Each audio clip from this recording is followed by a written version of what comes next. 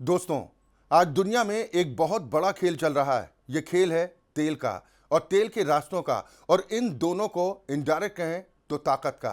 जी हाँ, ऊपर से आपको खबरें दिखेंगी, कहीं मिडिल ईस्ट में तनाव, कहीं अमेरिका की बयानबाजी, तो कहीं चीन की चाल, लेकिन असल में ये सब एक दूसरे से जुड़ा हुआ है। और आज जो अफरा तफरी है ग्लोबल लेवल पर इस बात को लेकर है कि अगर कल को कोई एक रास्ता बंद हो जाए तो पूरी दुनिया का आखिर क्या होगा। आखिर कौन सा देश है जो तैयारी कर चुका है, या कौन सा ऐसा देश है जिसके ऊपर सबसे ज़्यादा इम्पैक्ट पड़ेगा। ये सब कुछ आपको आज बताएंगे। दोस्तों, एक बात तो शुरुआत में ही बता दूं कि भारत की अपेक्षा चाइना ज़्यादा चालाकी कर चुका है, एक तरह से लगभग सेफ हो चुका है। चीन अपनी फैक्ट्री, इंडस्ट्री और पूरी अर्थव्यवस्था चलाने के लिए भारी मात्रा में तेल खरीदता है। ईरान से, सऊदी अरब से, यूएई से, ओमान से, इन तमाम जगहों से आयात करता है, यानी मंगवाता है। लेकिन ये तेल सीधे चीन नहीं पहुंचता। ये एक बहुत ही महत्वपूर्ण समुद्री रास्ते से होकर जाता है, जिसका नाम मलक्का स्ट्रेट है। यही वो जगह है जहां से दुनिया का बहुत बड़ा तेल व्यापार गुजरता है, और यहीं से चीन की सबसे बड़ी कमजोरी भी छिपी।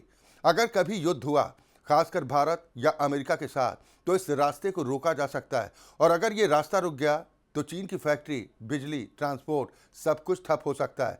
यानी बिना गोली चलाए भी चीन को घुटनों पर लाया जा सकता है। लेकिन चीन कभी कच्ची चाल नहीं चलता दोस्तों। अब यहीं से चीन ने खेल को पलट दिया। चीन ने सोचा कि क्यों ना एक ऐसा रास्ता बनाया जाए जो समुद्र पर निर्भर ही ना हो और भारत को भी बाईपास कर दे। फिर उसने पाकिस्तान के साथ मिलकर एक प्लान तैयार किया, सीपीईसी का, यानी चाइना पाकिस्तान इकोनॉमिक कॉरिडोर। अब इसमें क्या किया गया ये आपको बताता हूँ। पाकिस्तान के ग्वादर पोर्ट को डेवलप किया गया और वहाँ से सीधे सड़क और कनेक्टिविटी चीन तक बनाई गई। अब इसके बाद चीन क्या कर सकता है दोस्तों, किसी ने सोचा तक नहीं था। मिडिल ईस्ट से तेल जहाज़ों से ग्वादर तक लाओ और फिर ज़मीन के रास्ते सीधे चीन। मलक्का स्ट्रेट पर निर्भरता कम, भारत का दबाव कम, और युद्ध की स्थिति में भी सप्लाई चालू रहे पूरी तरह। लेकिन असली समस्या यहीं शुरू होती है। ये जो पूरा रास्ता है, ये पाकिस्तान के कब्जे वाले कश्मीर, पीओके से होकर गुजरता है, यानी वो इलाका जिस पर भारत अपना दावा करता है। मतलब आपकी ही जमीन पर कोई दूसरा देश सड़क बना रहा है और आप कुछ खास नहीं कर पा रहे। भारत ने इसका विरोध किया, लेकिन जमीन पर इसे रोकना आसान नहीं था। क्यों?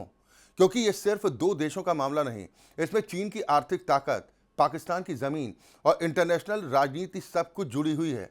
अब जरा आज की दुनिया से इसे जोड़कर देखिए। मिडिल ईस्ट में लगातार तनाव है। ईरान बनाम अमेरिका, इजराइल के साथ टकराव, तेल के रूट्स पर खतरा। अगर किसी भी दिन ये समुद्री रास्ते जैसे मलक्का या होर्मुज डिस्टर्ब हो जाते हैं तो पूरी दुनिया की सप्लाई चेन हिल जाएगी। और चीन ने पहले ही इसका बैकअप तैयार कर लिया है, सीपीईसी के तौर पर। लेकिन दोस्तों, अब सवाल आता है कि क्या ये प्लान पूरी तरह सफल है? तो इसका जवाब है नहीं। क्योंकि पाकिस्तान के बलूचिस्तान इलाके में जहां ग्वादर पोर्ट है, वहां के स्थानीय लोग इस प्रोजेक्ट के खिलाफ हैं। वहां बार बार हमले होते हैं, चाइनीज इंजीनियर्स को टारगेट किया जाता है, प्रोजेक्ट को रोकने की कोशिशें होती हैं। यानी चीन ने रास्ता तो बना लिया, लेकिन वो रास्ता पूरी तरह सुरक्षित नहीं है। लेकिन अब सबसे ज़रूरी बात हमारे लिए क्या है? हमें तो अपना देश देखना है कि भारत आखिर कहाँ पर खड़ा है। दोस्तों, भारत के पास स्ट्रैटेजिक एडवांटेज है लोकेशन का। भारत हिंद महासागर में बैठा है, जहाँ से कई बड़े ट्रेड रूट्स गुजरते हैं। लेकिन समस्या यह है कि हम अपने ही अंदर के मुद्दों में उलझे रहते हैं, राजनीति, मीडिया डिबेट, धर्म, जात के विवाद में, जबकि असली गेम बाहर चल रहा है, जहाँ देश अपनी अपनी चालें चल रहे हैं। तो दोस्तों, कैसे पूरी दुनिया तेल और रास्तों के इस खेल में फंसी हुई है, आपने जाना। अब सवाल ये है, अगर कल को सच में बड़ा टकराव हुआ तो कौन तैयार है और कौन सिर्फ देखता रह जाएगा? इसका जवाब आप दीजिए कमेंट के माध्यम से। इस स्पेशल सेगमेंट में मेरे साथ फिलहाल के लिए इतना ही। आप जुड़े रहिए राष्ट्र टीवी के साथ। नमस्कार।